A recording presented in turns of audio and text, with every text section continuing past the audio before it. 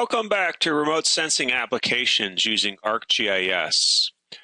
In this session, we're going to explore how imperfect co-registration can lead to false estimates of change in a time series of rasters.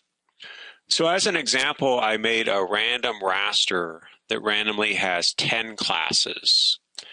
And what we'll do is we'll copy this raster. So if you go to Catalog,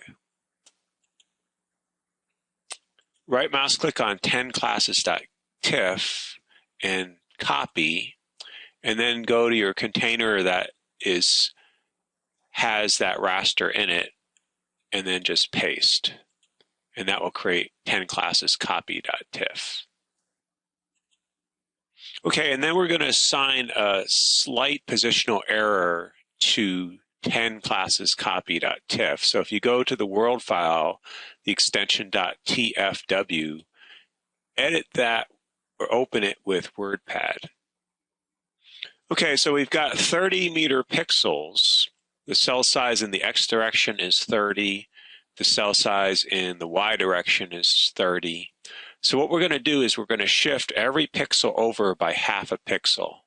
So in the X direction, we'll shift it over 15 meters. And in the Y direction, we'll shift every pixel up 15 meters. And then save your world file. Okay, so now back in ArcMap, let's add that second raster, which is a copy.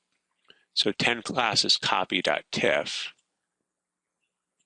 And we'll assign it the same symbology as our original raster. So if we go to symbology and click on import from 10classes.tif, and then just OK. So then you can see if you check it on and off, there's very little difference between the two rasters. And if we zoom in to the upper left-hand corner, you can see indeed it's off just by basically half a pixel. So it's been shifted up half a pixel and shifted to the right half a pixel. And if we look at our tables, you can see that they indeed have identical value attribute tables.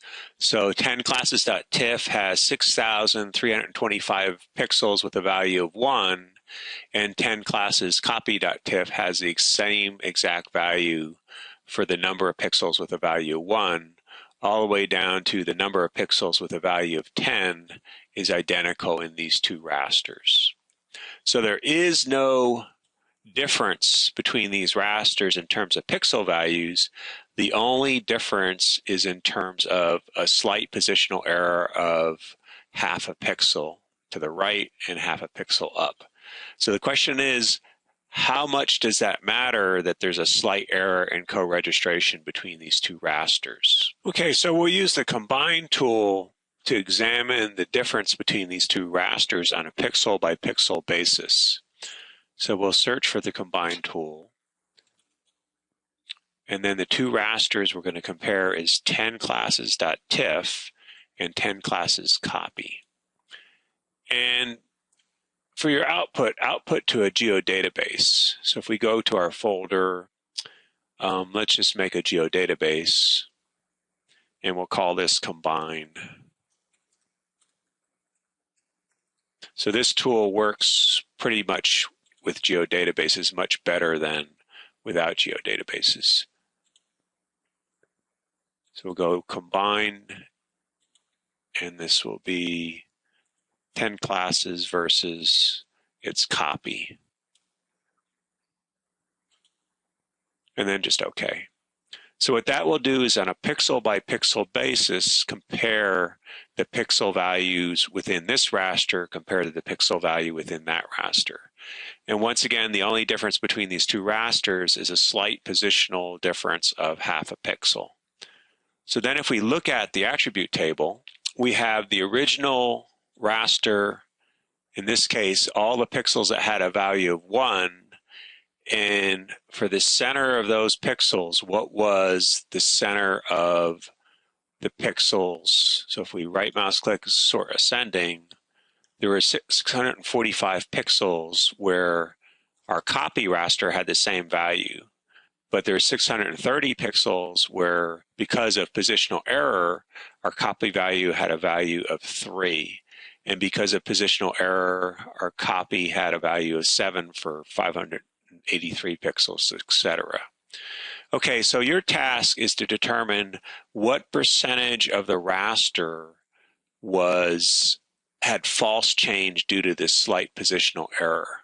So that would be all the counts where 10 classes does not equal copy classes divided by the total. So our total number or count is 62,250 pixels.